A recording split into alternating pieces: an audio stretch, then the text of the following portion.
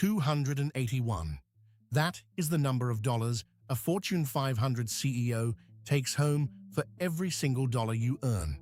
Not 2 times, not 10 times, 281 times. And that gap did not happen by accident. It was engineered. In 1978, the CEO of a major American corporation earned 21 times the pay of a typical worker. By 2024, that number had grown to 281 times. In the same period, realized CEO compensation increased 1,094%. Worker compensation increased 26%. Those two numbers come from the same source, the Economic Policy Institute, using the same dataset, measuring the same 46 years. One group went up 1,094%, the other went up 26. Here is what this episode is really about. Not the gap itself, the machine that built it, the specific mechanism inside every major corporation in this country that makes the gap mathematically self-reinforcing, regardless of how workers perform and regardless of how CEOs actually perform. That mechanism has a name. And by the end of this episode, you are going to understand exactly how it works, who built it, and why the people running it have no structural incentive to stop. But first, the number that started this investigation. In 2024, one American CEO received $97.8 million in total compensation. The median employee at his company received $14,674. That ratio, 6,666 to 1, is the largest CEO to worker pay gap ever recorded at an S&P 500 company. The CEO's name is Brian Niccol. His company is Starbucks. And the median Starbucks worker, a part-time barista in the United States, earned below the federal poverty line for an individual in 2025. That number, $14,674, is documented in Starbucks' own proxy statement filed with the Securities and Exchange Commission. It is not an estimate. It is not an approximation. It is what the company reported to the federal government. We are going to come back to Brian Niccol and exactly how that $97.8 million package was structured, because the how is the entire story. But to understand the how, you need to understand the machine. This is how CEO pay actually gets set inside a major American corporation. The company has a board of directors. The board has a compensation committee. The compensation committee hires an outside consulting firm to determine what the CEO should be paid. The consulting firm builds what is called a peer group, a list of comparable companies used to benchmark the CEO's salary. Here is where the mechanism begins. The firm selects that peer group.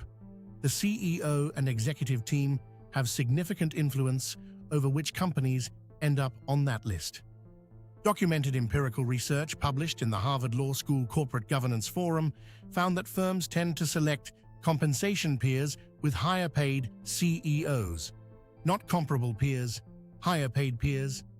The CEO's pay is then benchmarked against the median of that peer group. Every company does this at roughly the same time. Every company hires a consulting firm. Every consulting firm builds a peer group weighted toward higher-paid executives. Every board then approves pay at or above the midpoint of that inflated peer group. And the following year, every company in the original peer group uses the previous year's elevated numbers as the new baseline. The mechanism does not require fraud. It does not require a crime. It is built into the structure of how compensation is determined. Researchers have a name for what this produces. They call it the pay ratchet. Compensation goes up. It almost never comes down, not because of performance, because of the architecture. And here is the layer that most financial reporting never explains. The people who sit on the compensation committee setting the CEO's pay, many of them are CEOs themselves at other companies. They sit on other boards. Other CEOs sit on their boards. The same consulting firms advising on CEO pay at one company are advising on CEO pay at the companies inside that company's peer group. The Harvard Law analysis put it plainly.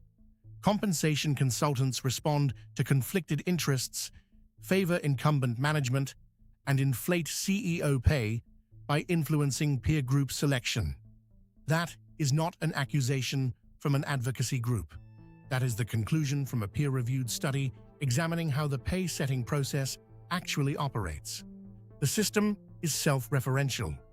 The people setting the pay are benchmarked against peers who are also setting their own pay the same way. And the workers at the bottom of the ratio are not in the room when any of it is decided. Here is what Brian Niccol's $97.8 million compensation package actually consisted of. His base salary in 2024 was $1.6 million. But Niccol was only at Starbucks for approximately 4 months of that year. His actual salary paid during that period was $61,538. He received a $5 million signing bonus after 1 month on the job. The remaining $90 million came primarily from stock awards. This is the critical mechanism. Not the salary, not the bonus, the stock. Stock-based compensation is the engine that separated executive pay from every other category of earnings in the American economy. Before the 1980s, the typical CEO of a major corporation was paid primarily in salary and cash bonuses. They were well compensated. They were not operating in a different financial universe from their senior employees. Then came the argument, promoted by economists, adopted by boards, formalized into compensation committee policy, that paying executives in stock would align their interests with shareholders. If the stock price rises, the CEO profits, shareholders profit. The incentives point in the same direction. That argument made structural sense. In practice, it created something the original model did not account for. It created a compensation structure with no effective ceiling. Because stock prices are not purely a function of company performance. Stock prices respond to Federal Reserve interest rate decisions, broader market conditions, investor sentiment, and share buyback activity. A CEO whose company performs at an average level inside a rising bull market can receive vastly more compensation than a CEO whose company dramatically outperforms during a flat or declining market. The pay becomes decoupled from the operational results. The Economic Policy Institute documented this directly in their September 2025 report. Their conclusion: rising CEO pay does not reflect a rising value of skills or contributions to firms' productivity. What changed, the report states, is CEOs' use of their power to set their own pay. If CEO pay were genuinely tied to productivity gains that benefited the company and its shareholders, the mechanism would be self-correcting. It is not self-correcting because the ratchet only moves in one direction. And here is the data that makes that visible. The Institute for Policy Studies released their annual Executive Excess Report in August of 2025. They analyzed the 100 S&P 500 corporations with the lowest median worker pay, a group they called the Low-Wage 100. The average CEO-to-worker pay gap in that group was 632-to-1 in 2024. The average CEO at a low-wage 100 company took home $17.2 million. The average median worker at those same companies received $35,570. From 2019 to 2024, across all 100 companies, average CEO compensation rose 34.7%. Average median worker pay rose 16.3%. Inflation over the same period, 22.6%, which means median worker pay at those companies did not keep pace with inflation. At 22 of the 100 companies, even nominal median worker pay, not adjusted for inflation, just the raw dollar figure, declined over 6 years. Worker pay fell at 22 companies, while CEO compensation continued to rise at the same firms. Lowe's CEO Marvin Ellison received $20.2 million in total compensation in 2024. That is 659 times the company's median annual worker pay of $30,606. Between 2019 and 2024, Lowe's spent $46.6 billion buying back its own stock. That capital went back into the share price, which increased the value of the stock-based compensation the CEO holds, which the Compensation Committee then used as the elevated new baseline when setting the following year's package. The ratchet advanced, the cycle continued. This is not a Lowe's story. This is the same sequence documented across the low-wage 100. 56 of the 100 companies spent more on stock buybacks than on long-term capital improvements during that same 6-year period. $644 billion in total buybacks. The architecture produced those numbers, not individual decisions made in isolation. Here is what the mechanism cost in aggregate across the full arc of its operation.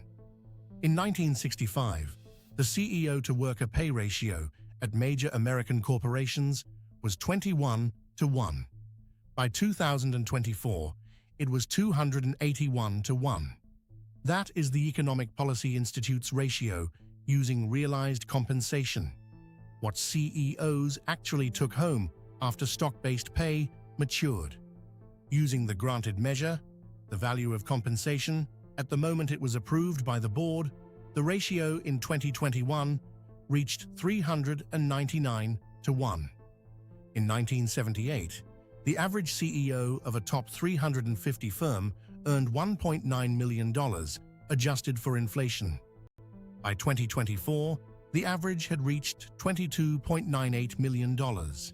The average worker's compensation over the same period moved from approximately $57,000 to approximately $71,000. The EPI's September 2025 report went further.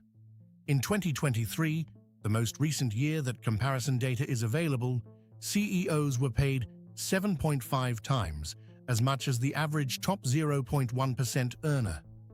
Not 7.5 times the average worker, 7.5 times someone already in the top 0.1% of all earners in the United States.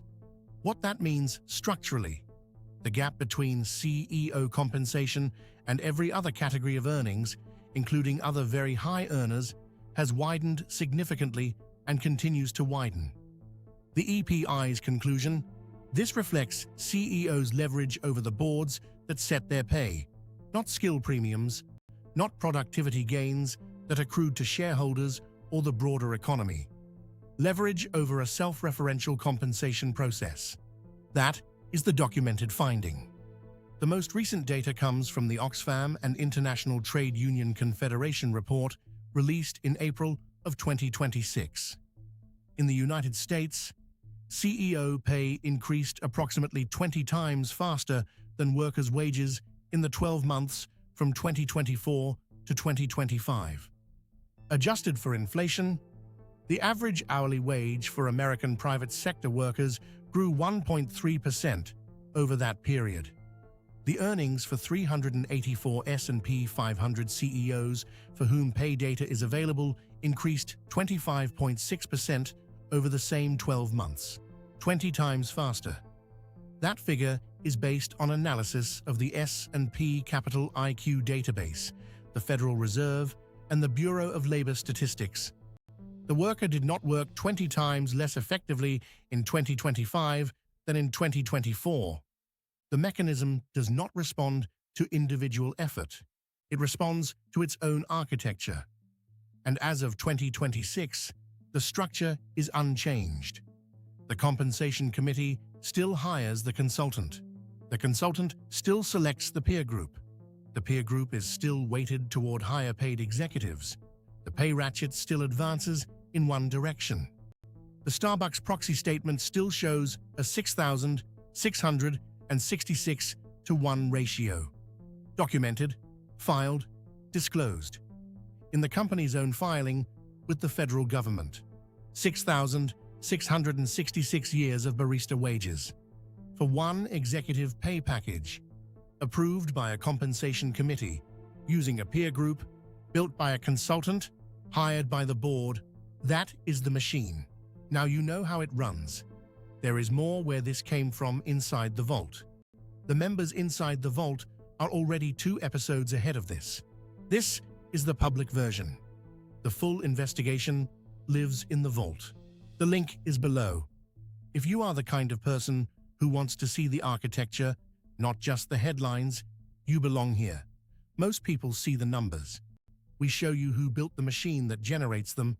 Subscribe and stay ahead of it.